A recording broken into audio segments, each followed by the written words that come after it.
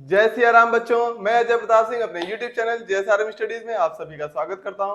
उम्मीद करता हूं आप सभी लोग बहुत स्वस्थ होंगे, अच्छे होंगे और अपनी पढ़ाई का आनंद उठा रहे होंगे। तो चलिए, आज का हमारा टॉपिक है रिफ्लेक्शन ऑफ लाइट और रिफ्रैक्शन ऑफ लाइट। तो ध्यान दीजिएगा, ये क्लास 8 से लेकर क्लास 12 तक इंपॉर्टेंट टॉपिक है। तो सभी लोग बहुत ध्यान से पढ़ेंगे और सीखने की कोशिश करेंगे। और जिन्होंने अभी तक मेरा चैनल सब्सक्राइब ना किया हो तो प्लीज जल्दी से जाइए और मेरे चैनल को सब्सक्राइब कर लीजिए, ठीक है। और बेल आइकन भी दबा दीजिएगा। तो चलिए टॉपिक को स्टार्ट करते हैं। तो हमारा टॉपिक है रिफ्लेक्शन ऑफ लाइट। अच्छा, समझते हैं रिफ्लेक्शन का मतलब होता क्या है, या लाइट जो है रिफ्लेक्ट करती है। तो कुछ चीजें आपने देखा होगा, आपको बहुत चमकदार नजर आती हैं और कुछ चीजें जो है कलर में बहुत ही डल नजर आती हैं। जनरली आपने मेटल के बारे में पढ़ा होगा तो आपने देखा होगा कि वहां पे मेटल के बारे में लिखा रहता है कि मेटल जो होते हैं वो शाइनी होते हैं। यानी कि मेटल शाइनी क्यों है, नॉन मेटल इतना शाइनी क्यों नहीं है। और कुछ सरफेस जो है लाइट को रिफ्लेक्ट कर देती हैं, तो वो शब्द आपने सुना होगा, रिफ्लेक्शन। तो उसी पे आज बात होने वाली है। तो देखते हैं कि जो मेटल की सरफेस है वो इतनी ज्यादा शाइनी क्यों होती हैं। तो एक्चुअल में होता क्या है, ये मेटल या नॉन मेटल की प्रॉपर्टी यानी कि मटेरियल की या बॉडी की प्रॉपर्टी पे डिपेंड करता है। जो बॉडी लाइट को जितना ज्यादा एब्जॉर्ब करती है वो उतना डल नजर आती है, यानी कि उसमें शाइनीपन उतना कम रहता है। लेकिन जो बॉडी लाइट को रिफ्लेक्ट कर देती है, जितनी ज्यादा लाइट को वो रिफ्लेक्ट करेगी वो उतनी ही ज्यादा चमकदार और शाइनी होगी। यानी अगर आप चमक रहे हैं, इसका मतलब यह है कि लाइट आपकी बॉडी पर पड़ करके ज्यादा से ज्यादा रिफ्लेक्शन कर रही होगी। तो यहां पर एक बात होती है कि रिफ्लेक्शन का कॉन्सेप्ट है क्या। तो देखिए, यहाँ पे होता क्या है कि जब लाइट किसी एक मीडियम से आ रही है, किसी सोर्स से आ रही है, किसी एक मीडियम में, जैसे मान लेते हैं वो टॉर्च हो गया या सूरज हो गया या कोई भी एक ऐसा जो है ऑब्जेक्ट है जो कि सोर्स ऑफ लाइट का काम कर रहा है। अब जब वो सोर्स ऑफ लाइट का काम कर रहा है, यानी कि उस वहां से आपको ढेर सारी लाइट की रेज मिलेंगी। और लाइट स्ट्रेट पाथ में ट्रेवल करती है। आपके स्टैंडर्ड के हिसाब से अभी स्ट्रेट पाथ को ही रखते हैं, बाकी आगे चलेंगे तो लाइट और भी फोटोन और वेव नेचर कैसे शो करती है वो बात की बात है। तो अभी जो बात करेंगे वो बात करेंगे जैसे सूरज से जो किरणें आ रही हैं या लाइट से जो किरणें आ रही हैं, ठीक है। तो कोई भी सोर्स हो सकता है, जैसे कि वो बल्ब हो सकता है, वो रॉड हो सकता है, CFL हो सकता है, या आपका जो है मोमबत्ती हो सकता है, या सूरज हो सकता है। तो इससे जो लाइट आ रही होती है वो किसी भी बॉडी पर पड़ती है। बॉडी पे पड़ने के बाद वो बॉडी लाइट को रिफ्लेक्ट करती है। रिफ्लेक्ट करने के बाद वो लाइट हमारी आंखों में पड़ती है और इस वजह से वो ऑब्जेक्ट हमें दिखाई देता है। यानी कि किसी भी ऑब्जेक्ट के दिखने या ना दिखने का सिर्फ और सिर्फ यही कंडीशन है कि लाइट अगर वो रिफ्लेक्ट कर रहा होगा तो वो ऑब्जेक्ट दिखेगा, अगर वो लाइट को रिफ्लेक्ट नहीं कर रहा होगा तो नहीं दिखेगा। अंधेरे में देखिए आपको जनरली कोई ऑब्जेक्ट दिखाई नहीं देता। अगर बहुत ज्यादा डार्क रूम है तो आपको कोई ऑब्जेक्ट वहां पे नजर नहीं आ रहा है। तो वहां पे कोई ऑब्जेक्ट नजर क्यों नहीं आ रहा है, क्योंकि वहां पे लाइट है ही नहीं। जब लाइट ही नहीं है तो इसकी वजह से पूरा अंधेरा है। तो लाइट नहीं है तो किसी चीज पे पड़ नहीं रही होगी, जब पड़ नहीं रही होगी तो रिफ्लेक्शन नहीं हो रहा होगा, तो आपकी आंखों में पड़ेगा नहीं, तो फिर आपको वो ऑब्जेक्ट दिखाई नहीं देगा। लेकिन आप उसी अंधेरे कमरे में एक मोमबत्ती जला दीजिए या कोई भी आप सोर्स ऑफ लाइट लेके चले आइए, ठीक है। तो जैसे ही आप लाइट जलाते हैं आपको देखिए आसपास के सारे ऑब्जेक्ट नजर आने लगते हैं। आसपास के सारे ऑब्जेक्ट जो आपको नजर आना शुरू हो गए वो इस वजह से क्योंकि उन सभी ऑब्जेक्ट ने रिफ्लेक्शन ऑफ लाइट को किया होगा। तो जाहिर सी बात है कि रिफ्लेक्शन बहुत इंपॉर्टेंट फिनोमिना है। तो चलिए इस फिनोमिना को देखते हैं, ये फिनोमिना होता क्या है। तो इसमें होता क्या है, जब इसको मान लेते हैं कि यहाँ पे आपका सूरज होगा और इस सूरज से ये लाइट आ रही है। तो जो लाइट आ रही होती है उसको हम इंसिडेंट रे कहते हैं, इंसिडेंट रे। अब इसको नाम दे दीजिए, इसका नाम दे दीजिए पीओ। तो ये जो लाइट पीओ है वो इंसिडेंट रे है। और इस आपका ये जो है ये आपका मिरर है। मिरर जो होता है एक तरह से पॉलिश रहता है, ठीक है। अभी जो पॉलिश सरफेस होती है उसी की वजह से आपको जो है कोई भी इमेज आपको मिरर के अंदर दिखाई देती है। तो आपके घरों में मिरर वगैरह तो होगा ही होगा। आपने देखा ही होगा कई बार कि मिरर की जो पीछे वाली सरफेस होती है या एक सरफेस जो होती है वो पॉलिश होती है, ठीक है। तो ये पीओ आपकी इंसिडेंट रे है। अब इस मिरर से एक सीधी लाइन यानी कि परपेंडिकुलर ड्रॉ करते हैं, यहां से यहां तक ये परपेंडिकुलर है। ये जो आपने परपेंडिकुलर ड्रॉ किया है मिरर से, इसको कहते हैं नॉर्मल, और इसको एन से रिप्रेजेंट किया जाता है। ये क्या है, नॉर्मल है और इसको एन से रिप्रेजेंट किया जाता है, ठीक है। और जब ये लाइट यहाँ पे आके ओ पे फॉल हुई, फॉल होने के बाद इसी पॉइंट O से ये रिफ्लेक्ट कर जाती है, यानी कि बाउंस बैक कर जाती है उसी मीडियम में, ठीक है। तो उसी मीडियम में लाइट का बाउंस बैक कर जाना, तो ये जो लाइट बाउंस बैक करके जा रही है ये कहलाती है रिफ्लेक्टेड रे। ये है आपकी रिफ्लेक्टेड रे, इसको नाम दे दीजिए OQ। तो OQ आपकी कौन सी लाइट रे है, आपकी रिफ्लेक्टेड रे। अब ध्यान दीजिएगा, यहां से इंसिडेंट रे से और नॉर्मल के बीच में एक एंगल बन रहा है, इसको I से रिप्रेजेंट किया जाता है, और नॉर्मल से रिफ्लेक्टेड रे के बीच एंगल बन रहा है, इसको R से रिप्रेजेंट किया जाता है। I stands for incidence angle,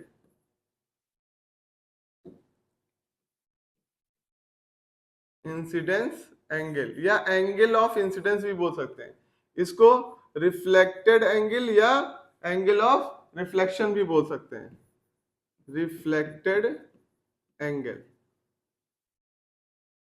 तो इसकी डेफिनेशन क्या हो गई, देखिए बहुत ही इजी है definition. When a light coming from a source, भाई सन आपका क्या है, लाइट का सोर्स है। When a light coming from a source and bounce back in the same medium is known as reflection of light. अब आप चाहें तो यहाँ पे ये भी मेंशन कर सकते हैं कि बाउंस बैक किस पे पढ़ के कर रही होगी, या तो आप कह सकते हैं प्लेन मिरर से, या आप कह सकते हैं किसी भी पॉलिश सरफेस से। तो आपकी डेफिनेशन कुछ इस तरह से हो जाएगी, when a light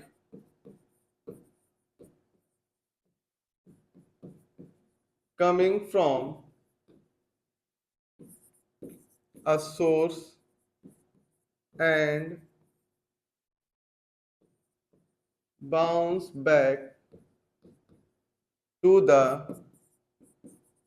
same medium after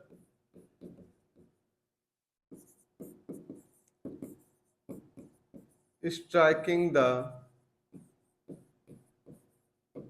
polished surface। तो ये आपकी डेफिनेशन बन चुकी है रिफ्लेक्शन की। तो रिफ्लेक्शन की डेफिनेशन क्या है, when a light coming from a source and bounce back to the same medium after striking the polished surface. तो किसी भी पॉलिश सरफेस, या आप पॉलिश सरफेस की जगह यहाँ पे प्लेन मिरर भी कर सकते हो, या दोनों मेंशन कर सकते हो। तो इसी फिनोमिना को कहा जाता है रिफ्लेक्शन ऑफ लाइट। अब बात करते हैं इसी के साथ साथ रिफ्रैक्शन ऑफ लाइट की। तो रिफ्रैक्शन ऑफ लाइट में भी यही काम होता है। यहां पर भी आपकी क्या होती है, एक लाइट जो है वो किसी सोर्स से आ रही है और यहां पर इंसिडेंट हो गई, ठीक है। अब ध्यान रखिएगा, दोनों फिगर में क्या अंतर दिख रहा है आपको। यहाँ पे मैंने मिरर लिया है, और मिरर है तो जाहिर सी बात है एक साइड आपकी पॉलिश होगी, या कोई पॉलिश सरफेस ले सकते हैं आप। यहाँ पर देखिए मैंने इधर कोई भी चीज को शेड नहीं किया है, यानी कि मैंने किसी तरह का पॉलिश नहीं किया हुआ है, यानी कि ये जो सरफेस है ये पॉलिश सरफेस नहीं है, पॉलिश सरफेस नहीं। अब आप इस तरह से देख सकते हो, जैसे ग्लास है तो ग्लास के आर पार आप देख लेते हो, ठीक है, या पानी है, पानी के आर पार आप देख लेते हो। तो पानी है या ग्लास है या कोई पॉलिथीन है, ठीक है ना, तो पॉलिथीन के आर पार आप देख लेते हो। तो उस तरीके से जो सरफेस आपको मिली, तो वो सरफेस जो होती है उसके आर पार आप देख लेते हो, यानी कि दो मीडियम आपके वहां पे काम करते हैं। एक मीडियम होता है आपका रेयरर, और दूसरा नीचे वाला मीडियम होता है आपका डेंसर। तो एक मीडियम से, जैसे लाइट जो है वो एयर से आ रही है और वाटर में जा रही है, तो एयर आपका एक मीडियम हो गया और वाटर आपका दूसरा मीडियम हो गया। अच्छा, दोनों में कौन सा डेंसर है, ठीक है ना, तो वाटर डेंसर है। वाटर डेंसर क्यों, क्योंकि उसके मॉलिक्यूल ज्यादा पास पास होते हैं इन कंपेयर टू एयर। तो एयर आपका रेयरर मीडियम हो गया, क्योंकि एयर के मॉलिक्यूल काफी दूर दूर होते हैं। तो रेयरर मीडियम से जब लाइट डेंसर मीडियम में जाएगी, या आप ये भी कह सकते हैं डेंसर मीडियम से जब लाइट रेयरर मीडियम में जाएगी, यानी कि यहाँ पे बेसिकली मीडियम चेंज हो रहा है, एक मीडियम से दूसरे मीडियम में लाइट जा रही होगी, ठीक है। तो चलिए देखते हैं। तो ये आपकी इंसिडेंट रे है, नाम दे दीजिए इसको P और इसको O। अब चूंकि ये इंसिडेंट रे है तो आ रही है कहीं से, तो इसको एरो जो बनाया है आते हुए बनाया हुआ है, तो ये आपकी क्या इंसिडेंट रे है। जैसे यहाँ पे इंसिडेंट रे था वैसे यहाँ पर भी ये इंसिडेंट रे है, देखिए इंसिडेंट रे है ना, वैसे ये भी इंसिडेंट रे है। अब यहाँ पे लाइट क्या होगी, अब देखिए जब लाइट रेयरर से डेंसर में जाती है, अब आप अपने साथ इसको करके देखिए, जब आप भीड़ में चल रहे होते हैं ठीक है, जब बहुत ज्यादा भीड़ है और भीड़ में आप चल रहे होते हो तो क्या बहुत फैल फैल के चल रहे होते हैं क्या? नहीं ना, आप सिकुड़ के चल रहे होते हैं, अपने आप को हल्का सा कंप्रेस करके चल रहे होते हैं, क्योंकि भाई जगह कम है।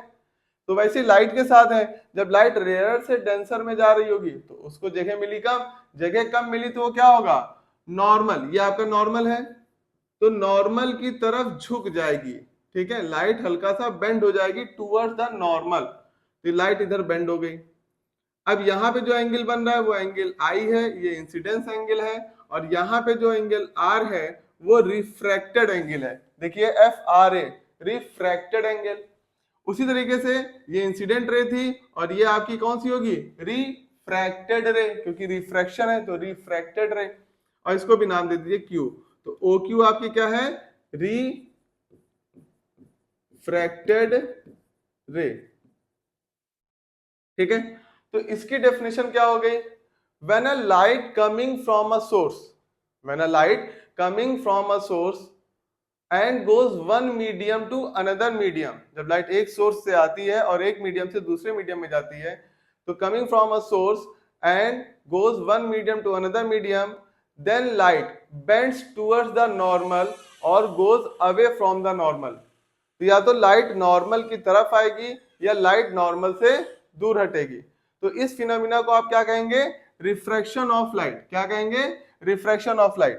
तो लाइट का अब नॉर्मल की तरफ झुकना या नॉर्मल से दूर हट जाना, तो दूर कब हटेगी जरा ये समझ लीजिए। अब मान लेते हैं कि ये वाला जो मीडियम है, ऊपर वाला मीडियम, ये दूसरा फिगर उसी को कंटिन्यूटी में मैंने बनाया है, तो ये जो ऊपर वाला है वो डेंसर मीडियम है और ये आपका रेयर मीडियम है।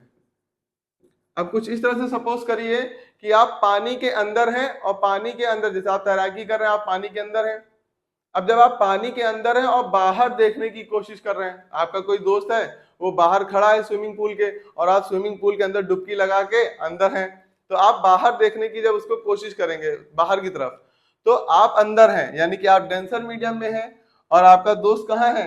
रेयर मीडियम में है, क्योंकि एयर में है ना। ठीक है, अब एयर का मतलब ये नहीं कि उड़ रहा है, एयर का मतलब वो पानी के अंदर तो है नहीं, पानी से बाहर है, पानी के बाहर तो एयर ही है ना, तो इसलिए एयर यानी कि रेयर मीडियम। तो जब उस कंडीशन में जब लाइट डेंसर मीडियम से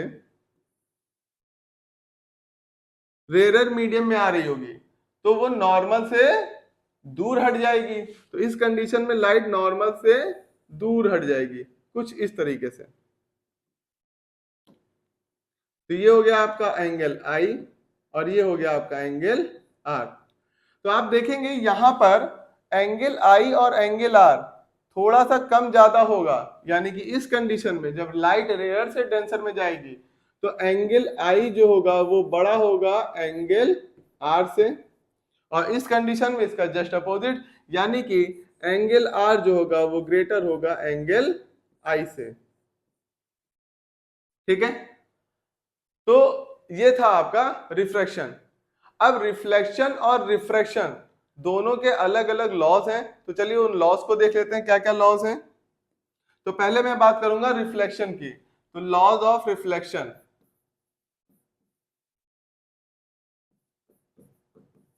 तो इधर रिफ्लेक्शन की बात करते हैं और यहां पे हम बना लेते हैं रिफ्रैक्शन के लिए दोनों के नियम।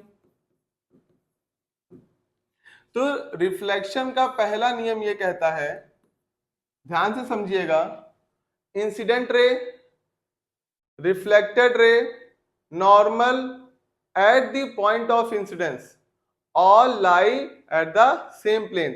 इसका क्या मतलब है, फिगर को देखते हैं। Incident ray, reflected ray, normal at the point of incidence. Point of incidence क्या है आपका? ओ है। All lie in the same plane. ठीक है, एक ही प्लेन पे लाई करेंगे। अब इस चीज को समझने के लिए मैं नेक्स्ट फिगर आपको दिखाता हूं, कैसे आप समझोगे प्लेन क्या है ना। अक्सर बच्चे पूछते हैं कि सेम प्लेन का मतलब क्या है, तो जरिए प्लेन को समझते हैं। ठीक है, तो मान लेते हैं ये हमारे पास एक्स वाई एक्सिस है और ये हमारे पास एक्स एक्सिस है। तो एक्स और वाई एक्सिस को मिला के ये हमारा एक प्लेन बन गया, ये पूरा हमारा क्या हो गया? एक्स वाई का प्लेन हो गया। ठीक है, तो जो इंसिडेंट रे है, जो रिफ्लेक्टेड रे है और जो नॉर्मल है वो एक ही प्लेन पे रहेगा। यानी कि जो लाइट है, अब देखिए 2D फिगर है, थोड़ा सा समझाना यहाँ पे मुश्किल होगा, लेकिन इमेजिन करिए कि आपका ये एक एक्सिस और है, ठीक है, टुवर्ड्स मी, मेरी तरफ, ये जो पेन है टुवर्ड्स मी, ये एक एक्सिस और है, और ये एक्सिस कौन सी है आपकी, जेड एक्सिस। तो आपका एक प्लेन कौन सा हो जाएगा, एक्स जेड, एक प्लेन ये भी हो जाएगा, वाई जेड, एक प्लेन ये भी हो जाएगा, ये वाई जेड हो जाएगा, और ये एक्स जेड हो जाएगा। तो दो प्लेन आपको और मिलेंगे। तो ऐसा नहीं होगा कि लाइट इस प्लेन पर आ रही है और रिफ्लेक्ट होकर वो किसी और प्लेन यानी कि मेरी तरफ आ जाए, ऐसा नहीं होगा, एक ही प्लेन पे रहेगा, ठीक है। अगर एक्स वाई, अगर एक्स वाई आपका एक प्लेन है तो लाइट उसी प्लेन पे रहेगी, ठीक है। इसका डिमॉन्स्ट्रेशन आप कर सकते हो, कैसे करोगे, आज घर जाइएगा, घर जाने के बाद इसका डिमॉन्स्ट्रेशन करिएगा, कैसे करेंगे वो मैं आपको बता दे रहा हूं। तो देखिएगा, आप सबसे पहले एक अपनी कोई भी मतलब जैसे टेबल वगैरह है, टेबल पे आप रख लीजिएगा अपने एक मिरर को, टेबल के जस्ट ऊपर मिरर को रखिएगा, और उसके ऐसे दीवार से सटा करके एक कागज रख लीजिएगा, ठीक है, और लाइट थोड़ा सा अंधेरा कर दीजिएगा, ठीक है। तो यहाँ पे आप क्या रखेंगे, एक मिरर रखेंगे टेबल के जस्ट ऊपर, और दीवार से सटाकर यानी कि परपेंडिकुलर, दोनों को परपेंडिकुलर एक साथ रख लीजिएगा, एक आप प्लेन व्हाइट पेपर रख लीजिएगा और मिरर। उसके बाद आपके पास लेजर लाइट होगी, है ना, बच्चों के पास अक्सर होती है लेजर लाइट, क्योंकि लेजर लाइट क्या होती है ना, वो एकदम सीधी जाती है, तो वो देखने में आपके लिए आसान होगा। और थोड़ा कलर्ड लाइट ले लीजिए, जैसे रेड कलर या ब्लू कलर की ले लीजिएगा लेजर लाइट, उससे आप ज्यादा बेहतर समझ पाएंगे। तो क्या करिएगा, लेजर लाइट से लाइट को मिरर पे गिराइएगा, ठीक है, और उसके बाद आप इस सिर्फ जो आपका जो कागज है, जो आपने व्हाइट कलर का प्लेन पेपर ले रखा है, इस पर आप देखिएगा। तो क्या होगा कि लेजर लाइट यहाँ पे मिरर पे आके पड़ेगी, तो यहाँ पे आपको दिखेगा और यहाँ से जाते हुए दिखेगा इस तरीके से। तो ये देखिए एक प्लेन है, आपका जो एक कागज है वो एक्स और वाई से ही तो मिलकर बना होगा, एक एक्स एक्सिस होगी कागज की, एक वाई एक्सिस होगी, तो दो ही एक्सिस है, और वो कागज पूरा क्या है, एक्स वाई का प्लेन है। तो आपको ये दोनों लाइट, इंसिडेंट रे और रिफ्लेक्टेड रे, दोनों उसी पेपर पे मिलेगी। और नॉर्मल जो होता है बच्चों हमारा, वो एक इमेजिनरी लाइन होती है जिसको हम ड्रॉ करते हैं बाद में। अब आपको रियल में वो दिखाई नहीं देगी, वो दोनों क्या, वो जो नॉर्मल है वो इमेजिनरी लाइन है, वो आपको रियल में दिखाई नहीं देगी। आपको रियल में इंसिडेंट रे दिखाई देगी और यहाँ पे रिफ्लेक्टेड रे दिखाई देगी, ठीक है। अगर आपने इधर से फॉल कराई है लाइट, इधर से लाइट फॉल कराई है, तो ये इंसिडेंट रे हो जाएगा और ये रिफ्लेक्टेड रे हो जाएगा। तो इसका डिमॉन्स्ट्रेशन आप घर पे कर लीजिएगा, तो आपको ज्यादा बेहतर समझ में आएगा कि कैसे जो है एक ही प्लेन की बात हो रही है, ठीक है। तो पहला नियम क्या था, तो पहला नियम ये है रिफ्लेक्शन का, कि the incident ray, the reflected ray, normal at the point of incidence all lie in the same plane. अब जो पहला नियम इसका है वही पहला नियम इसका है।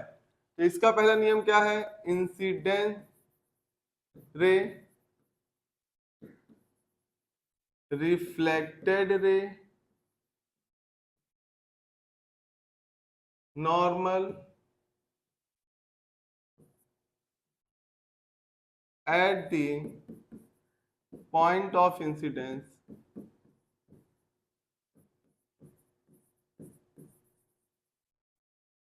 all lie in the same plane। अब मैंने कहा रिफ्रैक्शन के लिए भी पहला नियम यही है, बस एक छोटा सा आपको चेंज करना है, वहां पर आपका रिफ्लेक्टेड रे यहाँ पर हो जाएगा रिफ्रैक्टेड रे, बस इतना छोटा सा चेंज करना है। तो दोनों का जो पहला लॉ है वो सेम है, ठीक है, बस आपको रिफ्लेक्शन की जगह पे रिफ्रैक्शन करना है, ठीक। सेकंड लॉ क्या कहता है कि जो आपका एंगल आई, यहाँ पे मैंने देखिए बनाया हुआ है, ये जो एंगल आई है और ये जो एंगल आर है, ये हमेशा बराबर होता है, यानी कि इंसिडेंस एंगल रिफ्लेक्टेड एंगल के बराबर होता है, एंगल आई बराबर होता है एंगल आर के। लेकिन रिफ्रैक्शन में ऐसा नहीं होता। रिफ्रैक्शन का दूसरा नियम कहता है the ratio of sine i to the sine r is equal to constant. फिर से सुन लीजिएगा, द रेशियो ऑफ, देखिए ऊपर नीचे लिखा हुआ है ना डिवाइड के साइन में, यानी कि रेशियो है, it is the ratio of sine i to the sine r is equal to constant. इसका कहने का क्या मतलब है, इसका कहने का मतलब यह है कि जैसे जैसे आप, जैसे मान लीजिए सपोज करिए कि इसकी वैल्यू आती है हमारे पास, मान लीजिए 2.03, ठीक है, ये हमारी कोई वैल्यू आई साइन आई और साइन आर को डिवाइड करने पर 2.03। ठीक, तो आई जब आप चेंज करेंगे यानी कि इंसिडेंट एंगल जब आप चेंज करेंगे, ठीक है, चाहे इधर लेके जाइए इंसिडेंट रे को, चाहे इधर लेकर आइए, तो जब आप आई को चेंज करेंगे यानी कि इंसिडेंस एंगल को जब आप चेंज करेंगे तो रिफ्रैक्टेड एंगल इतना चेंज हो जाएगा कि उसका रेशियो फिर से 2.03 ही मिले। ठीक है, समझ में आ गया? तो यही आपका रिफ्रैक्शन का दूसरा नियम है, the ratio of sine i to the sine r is equal to constant. इसको बच्चों स्नेल्स लॉ भी कहा जाता है, स्नेल्स लॉ भी कहा जाता है इसको। ठीक है, और इसको 1 म्यू 2 से रिप्रेजेंट किया जाता है, यानी कि रिफ्रैक्टिव इंडेक्स भी कहा जाता है। तो ये 1 म्यू 2 है क्या? तो 1 म्यू 2 होता है स्पीड ऑफ लाइट, थोड़ा सा स्पेस बनाते हैं, speed of light in medium 1 upon speed of light in medium 2। तो 1 म्यू 2 का मतलब होता है speed of light in medium 1, यानी कि अगर आपका मीडियम रेयरर है पहले तो यहाँ पे आर हो जाएगा आर म्यू, और अगर आपका दूसरा मीडियम यानी कि लाइट जिसमें जा रही है वो आपका वाटर है तो यहाँ हो जाएगा डब्ल्यू। अब ध्यान रखिएगा 1 म्यू 2 इंटू 2 म्यू 1, यानी कि पहले मीडियम से जब लाइट दूसरे मीडियम में जाएगी और जब वही होना चाहिए मीडियम यानी कि दूसरे से अब पहले में आ जाए, तो दोनों का जो रिफ्रैक्टिव इंडेक्स होगा इसको कहा जाता है रिफ्रैक्टिव इंडेक्स। तो दोनों का जो रिफ्रैक्टिव इंडेक्स का जो प्रोडक्ट होगा वो हमेशा 1 देगा। ठीक है, क्यों देगा जरा इसको समझ लीजिए। ठीक है, यहां पे देखिएगा अगर 2 म्यू 1 कर दिया जाए, 2 म्यू 1 यानी कि इसके अपोजिट से मल्टीप्लाई करोगे, जब मल्टीप्लाई करोगे तो यहाँ मीडियम 2 हो जाएगा, यहाँ मीडियम 1 हो जाएगा। तो मीडियम 1 से मीडियम 1 की स्पीड कैंसिल हो जाएगी, मीडियम 2 से मीडियम 2 की स्पीड कैंसिल हो जाएगी। तो दोनों जब सब कुछ कैंसिल हो गया तो क्या बचता है 1। इसी वजह से उन दोनों का जो रेसिप्रोकल है, या आप ऐसे भी कह सकते हो 1 म्यू 2 बराबर होगा 1 अपॉन 2 म्यू 1 के। क्लियर होगी बात? जाते जाते एक चीज और सीख लीजिए, एब्सोल्यूट रिफ्रैक्टिव इंडेक्स किसे कहते हैं।